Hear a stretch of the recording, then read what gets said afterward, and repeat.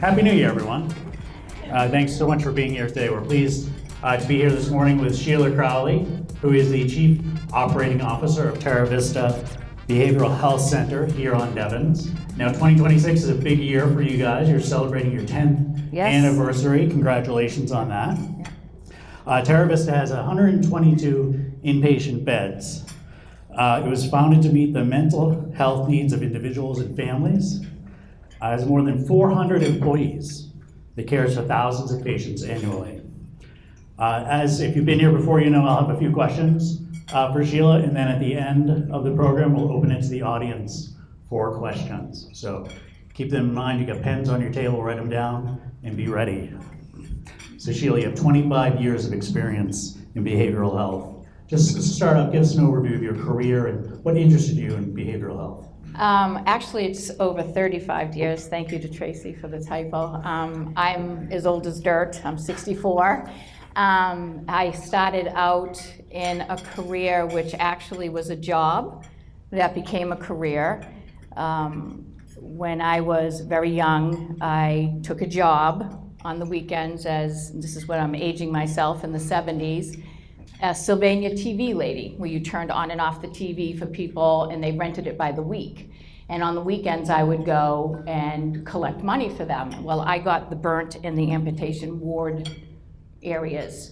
And as I went every weekend, I noticed these people that were not being visited by family. These were severely, severely burned individuals. And my lunch hour, my breaks, before work, after work, I would go and meet with these individuals and read to them and find out their stories. And here I am, this middle class woman, girl, being raised by June Cleaver type upbringing that knew nothing of this life. And that's when I knew that my job made my career, and I wanted to help people. It made me feel good to listen to their stories and to have someone say, it's just nice to talk to somebody without judgment. So I do think a lot of us, our jobs are our jobs, but if you have an opportunity to have a career from that, you go for that. And so how did you go from that into? So I went from that to school for, I'm a licensed mental health counselor still in the state of Massachusetts. I just got it again. And I worked the overnight for crisis teams advocates, the CHO competitor. And I was married and then had 4 kids and then had a husband, so that made me work, my ex-husband, on the overnight, and just got into continuing with mental health, taking care of my kids, being the primary, and then knowing once they grew, I wanted to go into management, I wanted to go to upper levels. I feel the higher I went, the more I could do for those in business. I jokingly tell my boss all the time, I can't wait for him to move over, or I'm just gonna run him over and take his job, because I can do more the higher I go. And we as leaders are responsible to help those that work for us. And I talk about the double-sided coin. And we have an opportunity to make our workforce strong. We make them strong, they produce, we grow. So it's a win-win. So tell us first, before we go there, about TaraVista, because you have this workforce, they're serving folks there. What are they doing there every day for patients? What are the activities that are happening there? What's a day in the life at TaraVista? So as you stated, Jason, we're a 122-bed psychiatric hospital. We are the highest you go. We are a locked, secure psychiatric hospital. Those patients that come to us are in dire need of mental health services. They are sectioned to our hospital, meaning that within the state of Massachusetts, they have been deemed to either be suicidal, homicidal, or unable to care for themselves or care for, be in the community where they'd be safe around others.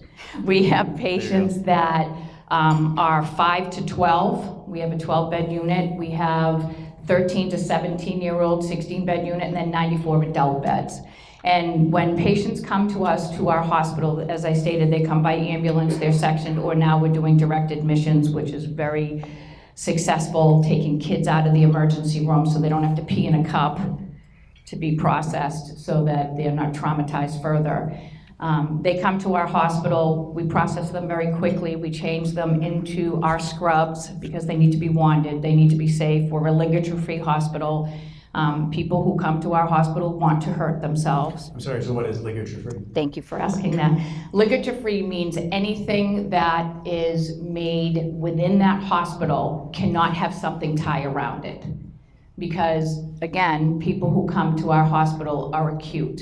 And if they want to kill themselves, they will try to kill themselves. So we have to make it a safe environment while we provide them with the tools, the therapy, and the programming to help them be able to work and be successful in the community. And when you look at your patient base and even just society in general, what do you think are some of today's drivers of mental health problems? I mean, is it cell phones or is it road rage? What's going on in society that seems to have everybody feeling on edge?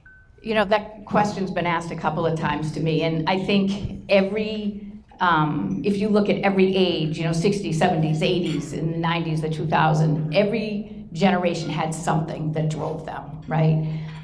We are an age of high technology, good and bad. We have 8-year-olds with cell phones.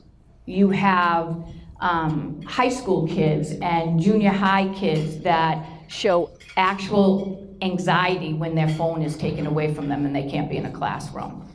To me, again, technology is great. However, that technology also allows for bullying. It allows for people to search the web and find out how to kill themselves or kill somebody else. So yes, technology can be a good thing and technology cannot. I find that the biggest thing that we have and we're still dealing with now is COVID. I know COVID is over. However, COVID did tremendous damage even after it was long gone. With that meaning you have adolescents and children who had outlets like sports and art classes and music, and you had the family unit that was semi-functioning, and now you've got them all under one roof with no outlet, with only having each other, and now that semi-functioning family is really fractured. We still are dealing with individuals who have lost their businesses and never recovered from that. So if you're asking me what the biggest contributor to mental health would have been COVID and the continued ongoing issues with that. So here in this room we have a bunch of business owners, managers, folks who will leave here today and face a host of HR issues. They have to manage their employees. What are going to be the major drivers of the mental health problems they may encounter today in their employees? So in business itself, there are certain things. I want to step back for a second. My grandfather, who was a fisherman, he always used to say to me, "Sheila Ann, fish rot from the top." And what he meant by that was, when you have, and I took it as this, because I'm like, what are you talking about? So when I look at that analogy, I look at you as leaders in this room, not bosses. You should not be a boss. If you're a boss, you're in your wrong field. You should be a leader. And as a leader, you should have individuals that oversee particular departments within your organization. Those individuals who oversee those people in that organization should know when they're coming in, when they're not coming in, when someone has graduated, when someone's had a baby, when someone has had a loss in their life and their family, so that they can be there as a sounding board to say, "Hey, I sense that you're off. Is there anything that I can do?" Do we have EAP? We have Community Health Link, which is your crisis team for this area. Community Health Connections.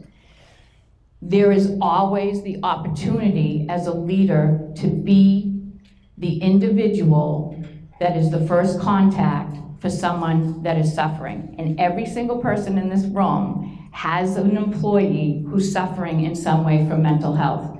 When you talk about mental health, people think one flew over the cuckoo's nest, right? You think of somebody that's locked up in a psychiatric facility like ours that needs extreme help. But you have people who suffer from anxiety. You have people who suffer from crippling depression, You have people who, what I call psycho-stresses, we call in our field. That is a marriage breaking up, a child going to college, a child going into drugs and not knowing what to do, and that family unit is now in dire need, and that employee is still coming to work every day and working for you. A mentally healthy workplace is a producing workplace. Happy people don't leave where they are. We have the lowest turnover in our hospital. I was put on a board 3 months ago. Joel started laughing and saying, don't tell them anything. And there were a lot of other COOs, and they said, this is the worst time to try to have people come into a hospital. We're closing units, we're closing beds, and TaraVista is at 96%. We're there because the people that work for us, we reach out, we care, they come to work, they like the job they do, they're passionate about the job they do, and that job is a career. So if you are in a business and you are just a boss, be a leader. Be somebody that your personnel can go to for help and not feel embarrassed by doing so. Where do you draw the line, or where's the balance between running an effective organization, a successful business, and also caring for the people that are there? I mean, because at some point, caring for your employee may not be enough to improve their performance, and it's starting to hurt the business. So where do you draw that line? So that's where I call the two-sided coin, and I live by that, right? The two-sided coin is your compassionate side, and me being an LMHC, I'm trained to have that compassionate side. However, I have bosses, I have investors that say, we need to keep our hospital open and running to care for the community in which we serve, right? Not to make a profit, because if you're trying to make a profit, you shouldn't be in mental health. I'm just saying right now. But you need to keep going, you need your business running. If you have employees that are struggling, there are things now in the state that allow for them to keep their job while they get help. PFML, personal family leave, medical leave. All organizations offer that to their staff. If you have someone that's not producing, and if you have someone that is not looking to be helped, and they're not wishing to take the help you want to provide, of course, as a business, you have to make that decision. Hopefully, as a business, you don't let it get to that point. But how do you get over that there are just going to be those folks who work for you who just think that it's their privacy, it's their personal life, that if they tell you something, it could actually hurt their career? I mean, how do you get past that and build that trust? Again, it goes into you as a leader having leaders oversee the departments that have the people in it. Okay, each one of our directors, our managers, our supervisors, what we do is, as the joke, the fish rots from the top. So if you as a leader at the top run your organization where your directors, your managers, your supervisors all have the same vision as you do, that we care for people, we care about our employees. We can offer our employees assistance if they need it, and we are a safe place, or HR is a safe place to go. Mental health is still that dirty word. It's things in a population where you're told you don't talk about sex, you don't talk about religion, you don't talk about money, and you do not talk about mental health. So unless you're in the mental health area or arena, people don't feel safe with that. And it's up to you as leaders to make them feel safe, because people don't want to talk about it. But you can, I want to say save, or you can care for an employee that really wants to be invested and is that great employee that is one that can be promoted up through within, but they're struggling. So if you as an employer can't help them, I always say, bless you, I always say buddy system. In our hospital, there's always buddy systems. If somebody doesn't come to work and they're normally coming to work and they haven't shown up and they go to the director, we do a house visit.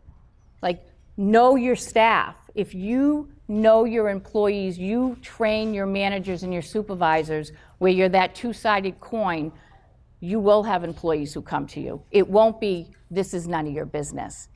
They'll appreciate EAP. They'll appreciate CHL. They'll appreciate that you're there to listen and to help and to have them grow within that company. And so you run a big organization, and you know what a mentally healthy workforce looks like. And I think you touched on it there, but for those who are looking at their workforce and saying, is my employee base mentally healthy? What should they be looking for? What are the indicators that it's either healthy or unhealthy? So it's difficult, right? You're not doctors, you're not nurses, you're not clinicians, and you even touched on it. Going into somebody's personal space because they're suffering. And it goes back into how your supervisors and your managers have relationships with their people. I do supervision every single day with every single leader that indirectly or directly meets with me. They come in with their data so I can find out about their FTEs and where they're going over in their budget. Before they even bring that, I push it aside. How are you? How is your team? Do you see anyone struggling? Do we need to offer them anything? Yeah, there's one person, but they really don't want us. I reached out, they're really hesitant. Find out someone who knows them. Make sure you check in. Let them know we're here and we care. Are there other metrics that people can look at? You mentioned retention. Are there other business metrics that might be a sign that you have a problem? Well, obviously tardiness, right? Those individuals who continually call out, those individuals who come to work very disheveled. Normally they're really put together. They have great shoes, right? They come in, they have mismatched shoes or something. In all seriousness, someone who is off their baseline for them, then something's wrong. Something's up. If they're usually disheveled and then come in well put together, is that a sign? I'd say somebody did the right thing. So this work, clearly matters to you on a personal level. What keeps you engaged, and why is this so important to you as a leader? Again, it goes back, I think, to the first job I ever had and the journey that I went through, and everything within my career from, paramedic assistant in Worcester, a per diem firefighter, a licensed mental health counselor, to a crisis clinician in the ER for 11 years on the overnight. Every single thing that I did put me in a position where I saw people suffering.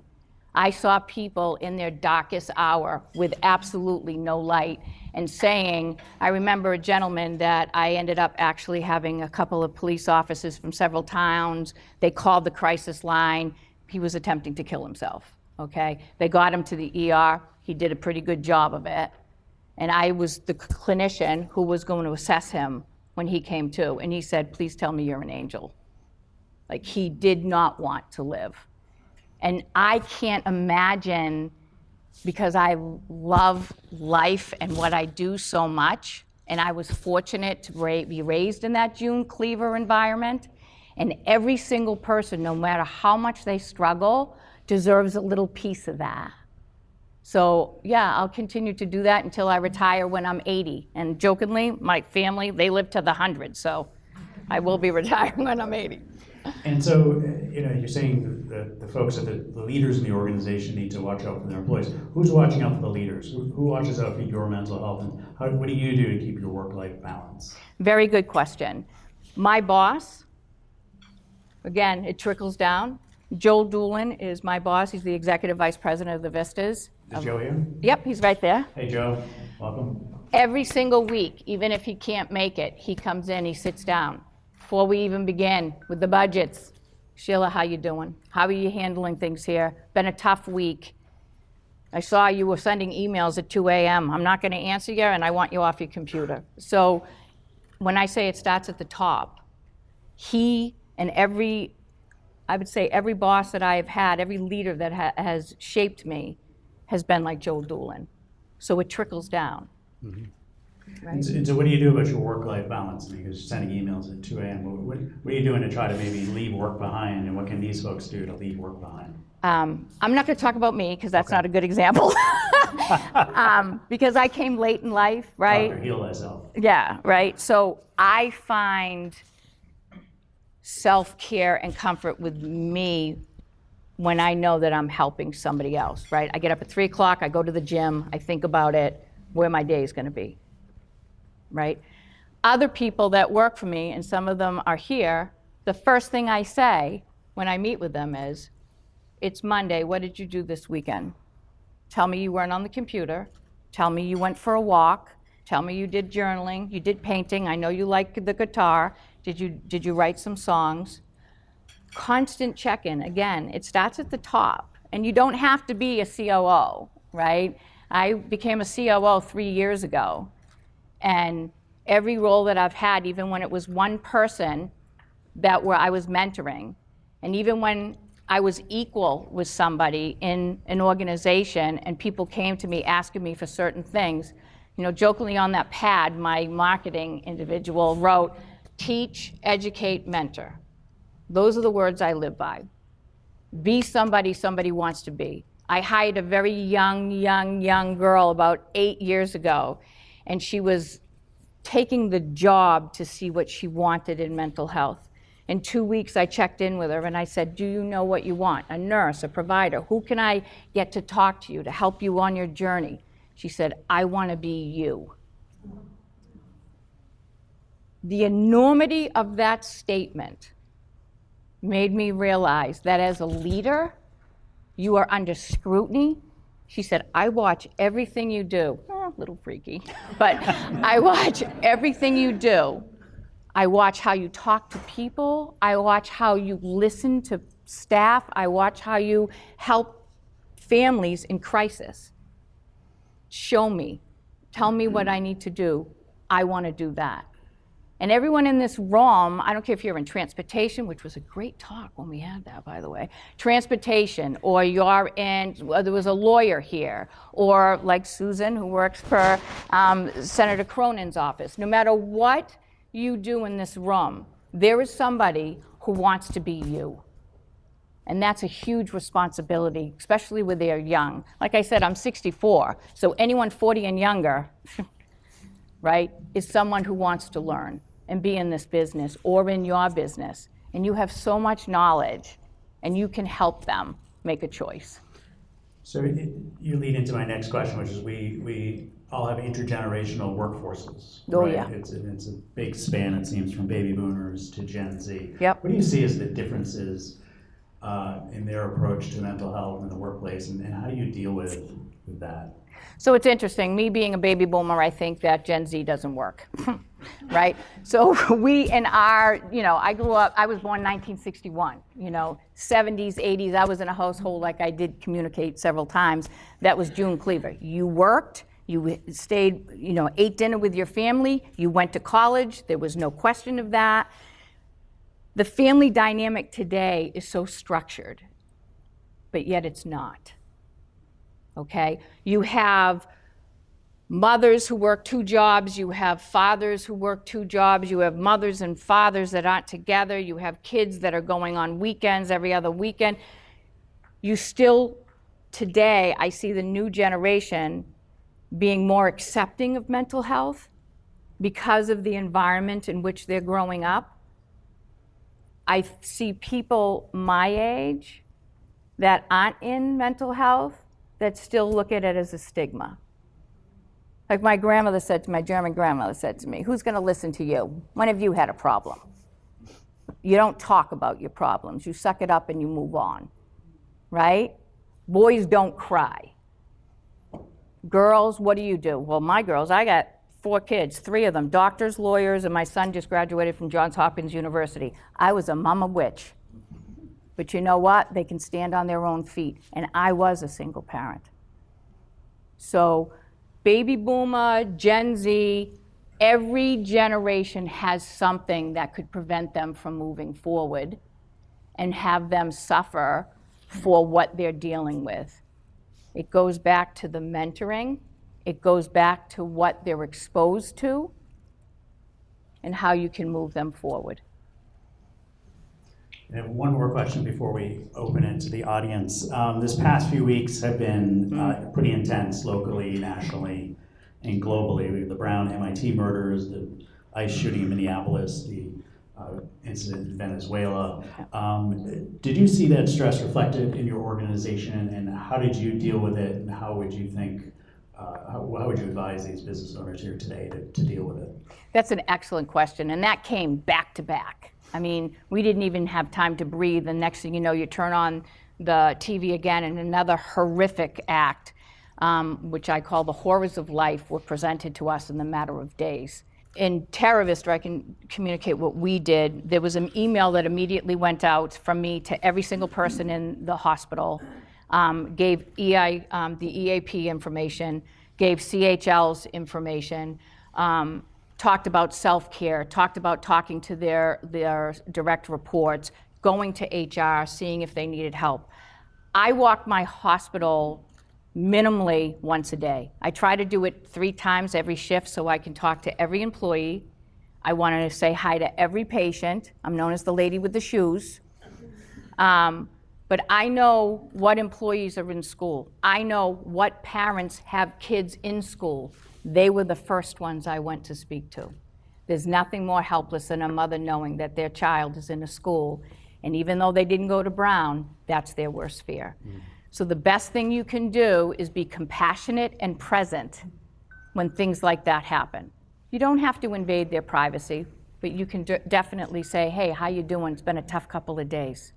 You'll know.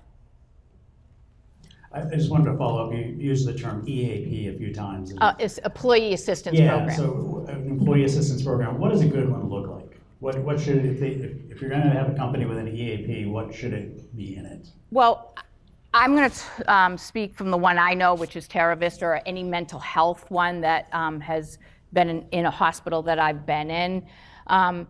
When we have an event, because we're a secure, locked psychiatric hospital, okay? If we have somebody that is highly, highly at risk, and they're attempting, and they're being watched every minute, that takes strain on our staff. These events that happened take strain on our staff. So we have an employee assistance program that will come on site, and we just board off our conference rooms, and we let people come and go and meet with them, and the counselors are there, as well as have the pamphlets in our cafeteria for them. Questions from the audience? And so the question is, what should insurance companies do or change when helping people with mental health problems? That's an excellent question, because you do have insurance companies that truly do not provide what is needed for someone to see an outside therapist or a psychiatrist. People don't have that $30 or $50 for your copay. I wish that they were a little bit more lenient in offering services and paying for those services. I remember starting in the industry, and for instance, Blue Cross Blue Shield, we had a tenant when I was in that hospital system, and you could have 6, without question, 6 visits to a psychiatrist or a therapist. It costs you nothing. That may not seem like a lot, but there's a lot of people out there that when you do see a therapist or a psychiatrist, once you see them and then, you know, the insurance is not going to pay and they're going to pay a part, they work with you. You have wonderful, she's shaking her head, like Community Health Connections or Community Health Link. They work a lot with Mass Health, which a lot of people have, right? They have an open door policy. They also have mobile crisis that comes to your home. Insurances are the bane of my existence. And would you say it's short-sighted because it isn't so much of the physical injuries we see in emergency rooms stem from a mental health issue? It's interesting you say physical issues. So one of my first contacts with a family in the emergency room in Metro West Natick, a young boy attempted to kill himself. Parents had no clue he was depressed. They said, no clue. Talked to the child. He said, I've been depressed for so many years. I was like that stick with the face, acting like it was too painful to live. The father said to me in a room, because I would always see the child separately from the parents because they talked more freely. He said, "Fix my son. He's broken."